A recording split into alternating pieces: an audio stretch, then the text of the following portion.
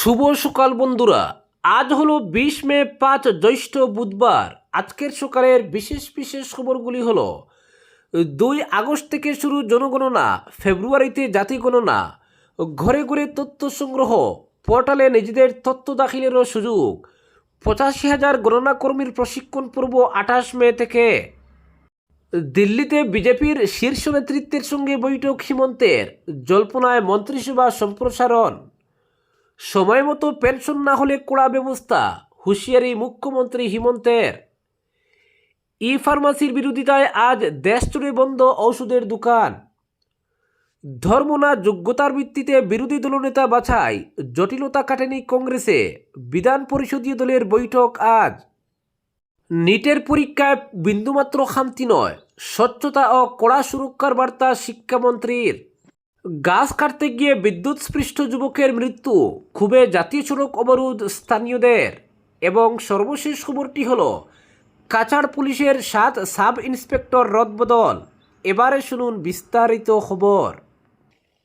গাছের ডাল কাটার সময় বিদ্যুৎস্পৃষ্ট হয়ে মৃত্যু হলো এক যুবকের। মঙ্গলবার দুপুরে হাইলাকান্দি জেলার জানকিবাজারের বকরিহর দ্বিতীয় খণ্ড এলাকায় ঘটে এই মর্মান্তিক ঘটনা। মৃতের নাম রজিবুল হক চৌধুরী। ঘটনাকে কেন্দ্র করে এলাকায় তীব্র উত্তেজনা ছড়িয়ে পড়ে। বিদ্যুৎ বিভাগের গাফিলতির অভিযোগ তুলে স্থানীয় বাসিন্দারা 6 নম্বর জাতীয় সড়ক অবরোধ করে বিক্ষোভে সামিল হন। স্থানীয় সূত্রে জানা গেছে, বিদ্যুৎ বিভাগের তত্ত্বাবধানে এলাকায় গাছ কাটার কাজ চলছিল। দিনমজুর হিসেবে কর্মরত রজিবুল হক চৌধুরীকে একটি গাছের ডাল কাটার দায়িত্ব দেওয়া হয়। অভিযোগ, কাজ শুরু হওয়ার আগে বিদ্যুৎ সংযোগ বিচ্ছিন্ন করা হয়নি। কাজ চলাকালীন আচমকাই বিদ্যুতের তারের সংস্পর্শে চলে আসেন রজিবুল। তাতেই ঘটনাস্থলেই তার মৃত্যু হয়। বিক্ষোভকারীরা মৃতের পরিবারের জন্য সরকারি ক্ষতিপূরণ এবং দায়ীদের বিরুদ্ধে কঠোর ব্যবস্থা নেওয়ার দাবি জানান। পরে জেলা প্রশাসনের পক্ষ থেকে উপযুক্ত ক্ষতিপূরণের আশ্বাস দেওয়া হলে জাতীয় সড়ক অবরোধ প্রত্যাহার করা হয়। পরবর্তী খবরটি হল, কাছাড় জেলা পুলিশের বিভিন্ন তলায় প্রশাসনিক রদবদল করা হয়েছে। এক নির্দেশে জেলার 7 জন সাব ইন্সপেক্টরকে বদলি করেন কাছাড়ের senior police super Sanjib Kumar Saikia.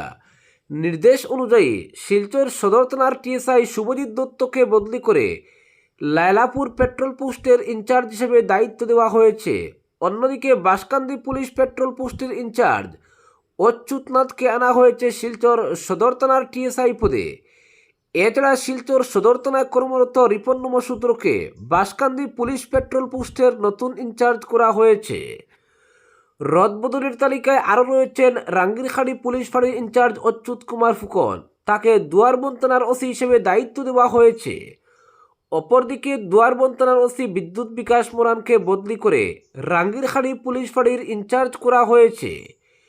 Lailapur petrol পোস্টের ইনচার্জ দিবাকর গগৈকে বিহাড়া পুলিশ ফাঁড়ির ইনচার্জ পদে নিয়োগ করা হয়েছে। আর বিহাড়া ফাঁড়ির ইনচার্জ অজয় দাসকে বদলি করে শিলচরের তারাপুর পুলিশ ফাঁড়িতে পাঠানো হয়েছে। পুলিশ প্রশাসনের এই রদবদলকে ঘিরে জেলা জুড়ে প্রশাসনিক মহলে চর্চা শুরু হয়েছে। পরবর্তী খবরটি হল, 2 আগস্ট থেকে শুরু জনগণনা, ফেব্রুয়ারিতে জাতি গণনা, ঘরে ঘরে তথ্য সংগ্রহ, পোর্টালে নিজেদের তথ্য দাখিলেরও সুযোগ। জনগণনার কাউন্টডাউন শুরু হয়ে গেল। দেশের প্রতিটি রাজ্যের সঙ্গে আসামেও আগামী 2 আগস্ট থেকে শুরু হবে জনগণনা।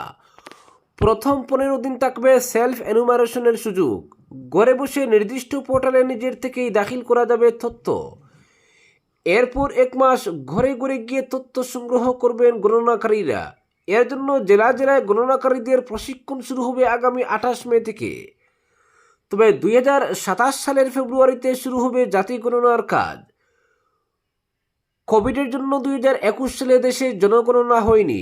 এর প্রায় 5 বছর পর এখন গোটা দেশে শুরু হতে যাচ্ছে জনগণনার কাজ। বুধবার সংবাদ মাধ্যমে এই খবর জানিয়েছেন আসামের director of census Biswajit Pegu. তিনি জানান, এবারের জনগণনা পুরোপুরি ডিজিটাল পদ্ধতিতে সম্পন্ন হবে। গণনা কর্মী নিয়োগ থেকে শুরু করে তথ্য সংগ্রহ, তথ্য দাখিল করার সব প্রক্রিয়া সারা হবে ডিজিটাল পদ্ধতিতে। জনগণনায় প্রথমবারের মতো এবার থাকবে সেলফ এনুমারেশন ব্যবস্থা। নির্দিষ্ট পোর্টালে লগ ইন করে নিজের থেকে দাখিল করা যাবে পরিবারের তথ্য। পেগু জানান পরিবারের প্রধান স্বগণনার তথ্য দাখিল করতে পারবেন পোর্টালে। 33টি প্রশ্ন থাকবে, সব প্রশ্নের জবাব দিয়ে নিজেদের পরিবারের তথ্য দাখিল করা যাবে। সব ফিল আপ করে দাখিল করার পর এনুমারেশন আইডি হিসেবে নির্দিষ্ট মোবাইল নম্বর কিংবা ইমেইলে সেই আইডি সংরক্ষণ করে রাখতে হবে। গণনা কর্মীরা ঘরে ঘরে তথ্য সংগ্রহে গেলে সেই আইডি দেখাতে হবে। তারা ভেরিফাই করে নেবেন সব ঠিক রয়েছে কিনা। 2 আগস্ট থেকে 15 দিনের সেলফ এনুমারেশন পর্ব শেষ হওয়ার পর শুরু হবে ঘরে ঘরে গিয়ে তথ্য সংগ্রহের কাজ। সেই প্রক্রিয়া চলবে 15 সেপ্টেম্বর অবধি। এর জন্য প্রায় 85,000 গণনা কর্মী নিয়োগ করা হয়েছে গোটা রাজ্যে। তাদের প্রশিক্ষণের পর্ব শুরু হচ্ছে আগামী 28 মে থেকে। সেন্সাস ডিরেক্টর জানান 28 মে থেকে 6 জুন অবধি ধারাবাহিকভাবে জেলা স্তরের কর্মীদের প্রশিক্ষণ হবে। এর জন্য ট্রেনারদের 15টি দল ঠিক করা হয়েছে। তিনি জানান প্রথম দফায় 15টি জেলায় 3-4 দিনের প্রশিক্ষণ হবে। দ্বিতীয় দফায় আরও 15টি জেলায় প্রশিক্ষণ হবে গণনা কর্মীদের। মাত্র 10 দিনের মধ্যে শেষ হবে জেলা স্তরের প্রশিক্ষণ পর্ব। এরপর 9 জুন থেকে 12 জুন অবধি প্রশিক্ষণ হবে মাস্টার্স ট্রেনারদের। গুয়াহাটি মহানগরের লালমাটি এলাকার ইন্ডিয়ান ইনস্টিটিউট অফ এন্টারপ্রেনিয়রশিপ নামের প্রতিষ্ঠানে আবাসিক প্রশিক্ষণ হবে মাস্টার্স ট্রেনারদের। তারা নিজেদের জেলায় গিয়ে 15 জুন থেকে ফিল্ড ট্রেনারদের প্রশিক্ষণ দেবেন। ফিল্ড ট্রেনাররা গণনা কর্মীদের প্রশিক্ষণ দেবেন জানিয়েছেন পেগু। তবে জাতি গণনার আসল কাজ শুরু হবে আগামী ফেব্রুয়ারি মাস থেকে। সেটা কীভাবে হবে এর মডালিটি এখনও প্রস্তুত করার কাজ চলছে বলে সেন্সাস ডিরেক্টর জানিয়েছেন। তবে এবারের জনগণনা পুরোপুরি ডিজিটাল পদ্ধতিতে সম্পন্ন হওয়ায় খুব দ্রুত জনগণনার রিপোর্ট প্রকাশের আশা করেছেন তিনি। পেগু জানান ফেব্রুয়ারি মাসে জাতি গণনার কাজ শেষ হলে এর 3 মাসের মধ্যে জনগণনার রিপোর্ট প্রকাশ পেতে পারে। পরবর্তী খবরটি হলো ই ফার্মাসির বিরোধিতায় আজ দেশ জুড়ে বন্ধ ওষুধের দোকান। ই ফার্মাসি বা অনলাইন ওষুধ বিপণন ব্যবস্থার বিরোধিতায় আজ 20 মে দেশ জুড়ে ওষুধের দোকান বন্ধের ডাক দিয়েছে All India Organisations of Chemists and druggists.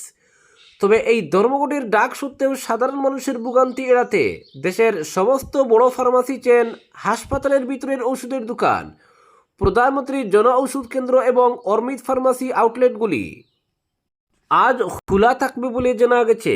এর পাশাপাশি বিভিন্ন রাজ্যের একাধিক ওষুধ ব্যবসায়ী সংগঠনও এই প্রস্তাবিত ধর্মঘট থেকে নিজেদের সরিয়ে নেওয়ার সিদ্ধান্ত নিয়েছে। সূত্রের খবর, সম্প্রতি এআইওসিডির প্রতিনিধি দল দেশের ওষুধ নিয়ামক সংস্থার সঙ্গে দেখা করে ই ফার্মাসির কার্যকারিতা এবং তার নিয়মকানুন নিয়ে নিজেদের আপত্তির কথা জানান। নিয়ামক সংস্থার পক্ষ থেকে তাদের আশ্বস্ত করা হয়েছে যে উত্থাপিত বিষয়গুলি খতিয়ে দেখা হচ্ছে এবং খুচরো ওষুধ বিক্রেতাদের ন্যায্য স্বার্থ সুরক্ষায় এই ক্ষেত্রের নিয়মনীতি পরীক্ষা করা হচ্ছে। কর্তৃপক্ষের এই ইতিবাচক সাড়ার পরেই ধর্মঘটের সিদ্ধান্ত পুনর্বিবেচনা করে বহু সংগঠন। ইতিমধ্যেই পশ্চিমবঙ্গ, কেরল, পাঞ্জাব, মহারাষ্ট্র, কর্ণাটক, হরিয়ানা, উত্তরপ্রদেশ, লাদাখ, গুজরাট, ছত্তিশগড়, সিকিম এবং উত্তরাখণ্ডের খুচরো ওষুধ ব্যবসায়ী সংগঠনগুলি লিখিতভাবে আশ্বস্ত করেছে যে তারা এই ধর্মঘটে অংশ নেবে না।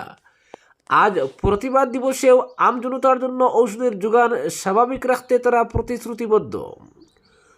ওষুধের দোকান বন্ধ থাকলে রোগীদের, বিশেষ করে জীবনদায়ী ও জরুরি ওষুধের উপর নির্ভরশীল ব্যক্তিদের মারাত্মক সমস্যায় পড়ার আশঙ্কা থাকে। একই সঙ্গে ব্যাহত হতে পারে চিকিৎসা পরিষেবার জরুরি সরবরাহ শৃঙ্খল। এই সমস্ত দিক এবং জনস্বার্থ বিবেচনা করেই দেশের এক বড় অংশের ওষুধ বিক্রেতারা ধর্মঘট থেকে দূরে থাকার সিদ্ধান্ত নিয়েছেন, যাতে ওষুধ পাওয়ার ক্ষেত্রে সাধারণ মানুষের কোনো হয়রানি না হয়। পরবর্তী খবরটি হলো, ধর্ম না যোগ্যতার ভিত্তিতে বিরোধী দলনেতা বাছাই, জটিলতা কাটেনি কংগ্রেসে। যোগ্যতা, সিনিয়রিটির ভিত্তিতে বিরোধী দলনেতা বাছাই করা হবে না ধর্মীয় সমীকরণ মেনে আজ অবধি সিদ্ধান্ত নিয়ে উঠতে পারেনি কংগ্রেস। তাই ষষ্ঠদশ বিধানসভার প্রথম অধিবেশনের মাত্র একদিন আগেও বিরোধী দলনেতার পদ কে পাচ্ছেন বিরোধী দলে এর নিশ্চয়তা নেই। পর্যবেক্ষক নিয়োগ করে বিরোধী দলনেতা বাছাইয়ের প্রক্রিয়া এখনও শুরু করেনি সর্বভারতীয় কংগ্রেস। তবে আজ কংগ্রেসের বিধান পরিষদীয় দলের প্রথম বৈঠক বসবে। সেই বৈঠকে বিরোধী দলনেতার পদ নিয়ে কোনো সিদ্ধান্ত হতে পারে। তবে আনুষ্ঠানিকভাবে দল থেকে কেউ কোনো মন্তব্য করেননি এখনো। ফলে ভোটের বিপর্যয় কাটিয়ে উঠে কংগ্রেসের যখন বিধানসভায় সর্বশক্তি দিয়ে শাসক দলের বিরুদ্ধে লড়ার কথা, তখন সেখানেও যেন পিছিয়ে পড়ছে বিরোধী শিবির। এমনিতেই ষষ্ঠদশ বিধানসভায় বিরোধীর অস্তিত্বের সংকট রয়েছে। 126 সদস্যের বিধানসভার শাসক জোটের সদস্য সংখ্যা হচ্ছে 102। ফলে মাত্র 24 জন বিধায়ক নিয়ে সরকারের শক্তির সঙ্গে পেরে ওঠা কঠিন বিরোধীদের পক্ষে। এর মধ্যে আবার বিরোধী দলনেতা বেছে নিতে দেরি হওয়ায় প্রয়োজনীয় প্রস্তুতিও নিতে পারছে না বিরোধী শিবির। ফলে বিধানসভার এবারও বিরোধীদের দৈন্যদশায় প্রকট হবে বলে মনে করা হচ্ছে। কংগ্রেসের জয়ী 19 বিধায়কের মধ্যে 18 জনই ধর্মীয় সংখ্যালঘু, মাত্র একজন হিন্দু বিধায়ক রয়েছেন, তিনি আবার বিধানসভার প্রথমবার নির্বাচিত হয়েছেন। ফলে বিরোধী দলনেতার মতো গুরুত্বপূর্ণ পদে কাউকে বসাতে গেলে অভিজ্ঞতা বিবেচনা করা উচিত। তেমন হলে মুসলিম কোনো অভিজ্ঞ বিধায়ককেই বিরোধী দলনেতার পদে বসাতে হবে।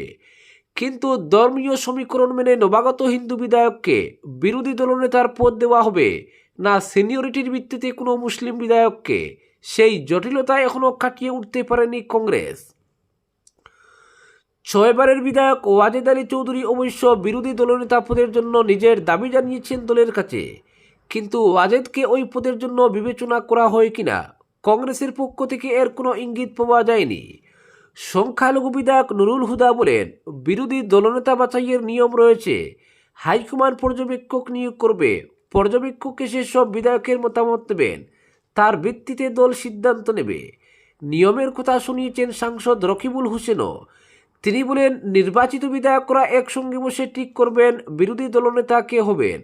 যার দিকে বেশি সংখ্যক বিধায়কের সমর্থন থাকবে তিনি হবেন বিরোধী দলনেতা। পরিষদীয় দলের সচিব, চিফ হুইপ এবং অন্যান্য পদের জন্য একইভাবে নির্বাচন করা হবে।